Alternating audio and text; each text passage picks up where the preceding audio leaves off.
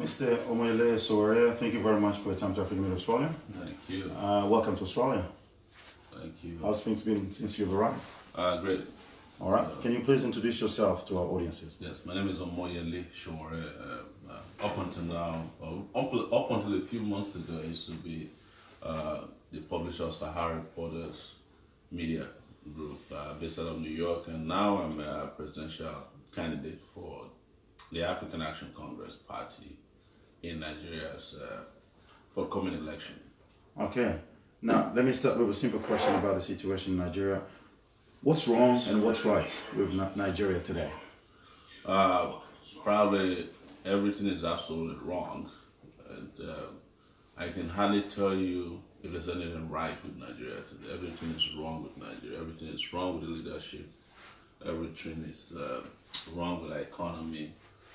Everything is wrong with our culture, tradition, our education. Everything is wrong with our infrastructure. Everything is wrong with our security. Pretty much everything is wrong. All right, and what's that's the diagnosis? What's the therapy for that? Therapy is brand new, fresh faces, ideas, capable hands, people with capacity, integrity, pedigree, people with political will, and most importantly, people who can use their exposure, their education and intellect to the benefit and advantage of Nigerians and Nigeria. Because it's not as if we haven't had leaders, we just not been lucky to have leaders who are selfless. We mostly had very greedy, selfish leaders who don't care about us.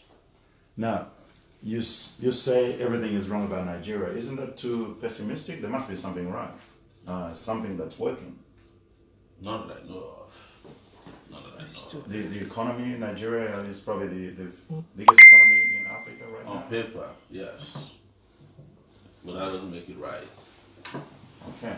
Now, why you think you're the man to fix Nigeria? Oh, I've been one of the only few who's been around for 30 years doing what is right by Nigeria.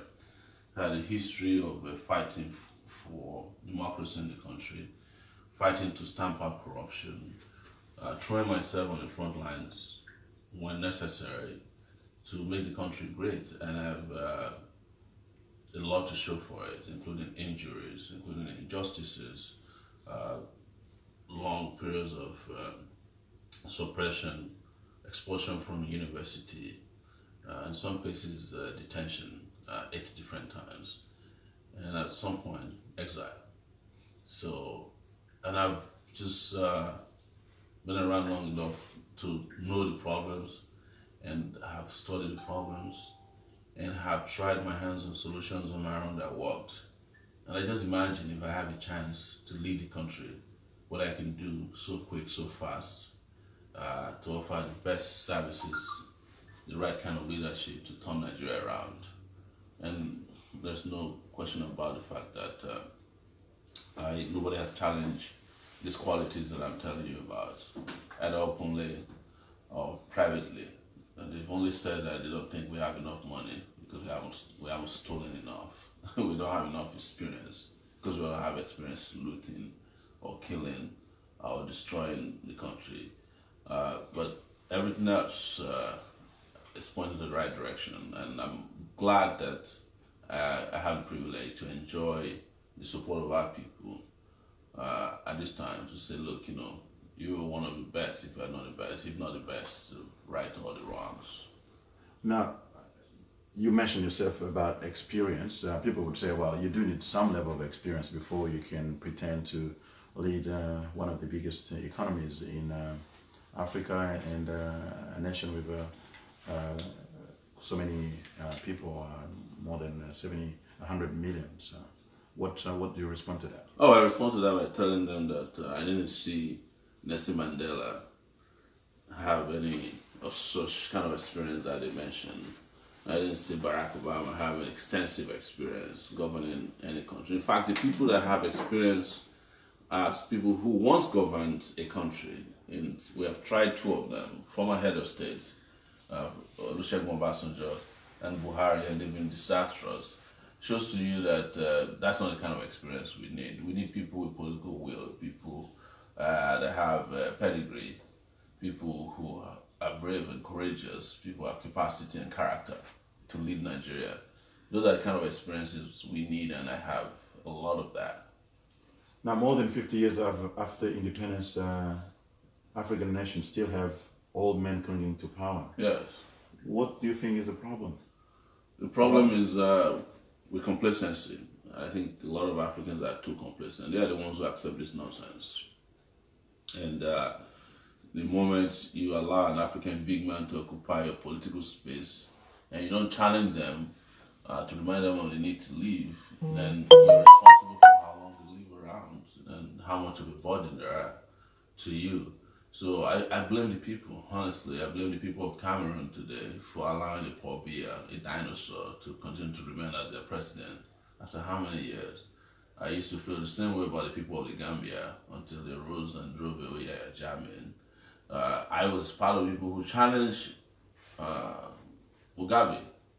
In 2015, when he came to Nigeria, I asked him a simple question. He couldn't answer until he left power. When are you going to hand over power? And when are we coming to Zimbabwe to have an inauguration of a new president? That was between me and Fayon Adeola in 2015, during the inauguration of President Buhari. So, honestly, in this particular instance, in cases, I blame the African people who have allowed themselves to be governed for so long by far too reckless individuals. The same to the extent of people of Uganda. As much as I do not like Museveni, I actually hold the people of Uganda responsible for the length of time it's been in power. Now, you mentioned earlier in the interview that there's something wrong with our traditions. Can you expand on that? Well, we mentioned a lot of problems, including why African leaders remain in power. I think some of our tradition allowed them to happen, particularly this tradition that we have of unregulated culture of respect for elders. When elders are going wrong, we keep saying that we have to respect them. I think that's something that's wrong with our tradition and it's wrong with culture, and we still rely so much on the same kind of traditions that delivered over 50 million into slavery, our traditional rulership systems. I am a professor of post-colonial Africa history, and I've had to teach students all over the world over 8 years what went wrong with every independent African country, and everywhere we went to send the culture and tradition that has promoted governmental recklessness or impunity. This is part of why I mentioned tradition. If you want me to mention every one of them, we'll probably be here till tomorrow.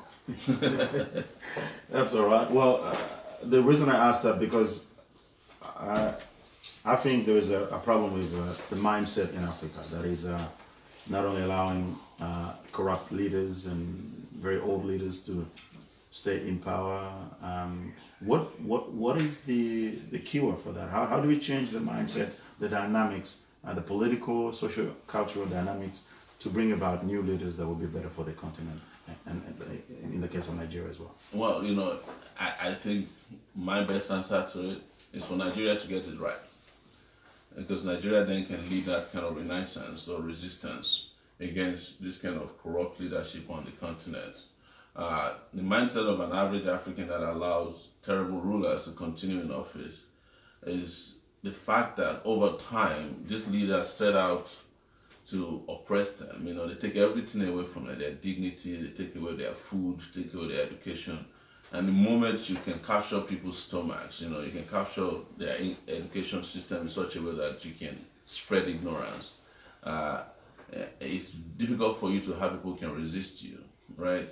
Some of the best Africans who could have been resisting African dictators at home have been driven into exile, again by the kind of very, very complacent and languid followership in the country that would rather blame the opposition, or the resistors, than blame the leaders. So each time you go on the streets of Kampala, you find a police officer, an army officer, or rank and file of the military and security services, beating up people who are resisting oppression. So how did they create these things? Is because over time they have been able to develop, again we go back to culture, very nepotistic and in some cases tribalistic affiliations and supporters and loyalists within the security systems that keeps them going. So it's either, they put their brother there or they put somebody from their tribe who feels threatened each time such a character is being asked to leave. They're the ones who provide the bulwark of resistance against public resistance, against its leaders, all right? And that is why you keep saying that, and that's why it has to be a complete overhaul of not only the mindset, but even our institutions that are promoting this kind of, and supporting and propping up this kind of African dictators. Coming back to your campaign, you are in Australia and you're going around. How's your connections with the African diaspora in relation to your campaign? Solid. I've been in diaspora for 19 years myself. I haven't lived in the US for 19 solid years. I came to the US in 1999, and I said to myself that by 2019 I must return home. But I'm not going to return home empty-handed. I'm going to return home to help steer the ship of state in Nigeria in the right direction of peace, progress, and prosperity. And so those of our brothers to whom I've been a reporter for years supporting us, those of our brothers who've seen me in action, brothers and sisters who've seen me in action fighting a lot of these dictators and their representatives in the West, granting us a lot of support. But I must say also that the support is beyond Nigerians. It's coming from Africans who share the same vision as I do, who know that I'm an action-oriented visionary person who want to see not only the liberation of Nigeria, but the liberation of the African continent, so that Africa as a continent can be a place that Africans can be proud of again, and black people can be really, really proud of. What's the best way to facilitate the diaspora's contribution into the development of Africa? I think it's importantly to harness their skill sets and ideas. And it's easier these days because we have easier ways to communicate. I can be in the US and talk to somebody in Australia. We can virtually have town hall meetings even if we are not physically there. We can transact businesses without having to go through our respective countries. I remember most African countries, until the era of technology, you couldn't set up a media company without having to get permission or a license from the dictator, the big man. But with the advent of social media and internet technology, that has been made possible. I myself set up Sowore Reporters 12 years ago and became one of the biggest African platforms ever because of technology. So the best way to do this is to continue to talk to them, interact and engage with them, and get their advice, their support and ideas, and put all that together and use that as a blueprint to conquer our space back. But it's also important to also get their input financially, because this needs some money to fight back and regain the sanity of our political space. If you're elected tomorrow, what are the first 3 things you do once you're in power? I'm going to do 10 things at the same time. So I can't even think of 3 things. There's a lot to be done in Nigeria. I can't wait to hit the ground running, right? It's to the extent that right now we're even forming like shadow cabinets all over the place in Nigeria, so that people are already understudying states, institutions that failed, and how we can revive them at the same time. Because if I tell you I'm going to do 3 things, what will happen to the rest of the 7 things that needs to be done? Of course, my priority will be the security of the Nigerian person within Nigeria. Our priority will be electricity, power, energy in general, infrastructure. Priority will be fighting corruption, putting in place a brand new political economic system that favors the African person within Africa, not the one that prepare Africa for exploration, and to have a lot of discussion around how we interrelate as peoples, as ethnic groups, as nations within, or nationalities within the nation state of Africa, and to have groundbreaking health initiatives, education, have Africa have food security so that everybody's not going out there claiming that they're trying to help Africa to feed itself. But more specifically, let's say, for example, in corruption, what are you going to do what do you think needs to be done, and what you're going to do to start fighting corruption? It would be unfair to ask me what I'm going to do to start. I already started fighting corruption 12 years ago with our reporters. But I think what we need to do is to go after corrupt persons on the continent, well, in Nigeria in particular, ensuring that they don't escape justice. What has been the main reason why corruption is perpetuated and continues to be a problem is because people who are corrupt get away with their corruption. They get away with their loot, pretty much. And not only do they get away with their loot, their collaborators in the West and sometimes in the East also get away with, helping them to take what is left for African brothers and sisters. So one is to block the drainage, ensuring that it is drained and making sure that African wealth is not frittered away through Western banks, and whatever belongs to Africa is used to develop Africa, and to finally make sure those who have stolen, who have destroyed, who have cornered the Commonwealth, that we take it back from them. And what would be your final message to people out there in the diaspora or beyond who are listening to you? Why should they trust you to lead Nigeria tomorrow? Yes, people in the diaspora, Nigeria needs you. And I particularly need your support so that we can help move Nigeria in the best position, or #1 position on the continent of Africa, starting from next year. February 2019 is when the election will happen. You can trust me because I have done everything humanly possible for 30 years to ensure that Nigeria gets to the position of democracy, that I fight corruption on my own and help to expand democratic space in Nigeria and beyond Nigeria. I am a fighter for freedom of expression, an environmentalist. Everything you can imagine that a human being could do who's an African to make his world a better place, I have done. And I hope you will join me in ensuring that we do the same for Nigeria this time around, in such a way that the continent of Africa can benefit directly from it. Wherever you may be, it is time to go rescue Nigeria. And I hope you join us. All right, Mr. Omoyele Sowore, we thank you very much for your time to African Media as well, and wish you good luck for your campaign. Thank you. All right. Thanks, Mike. No worries. Say something, Nigerians.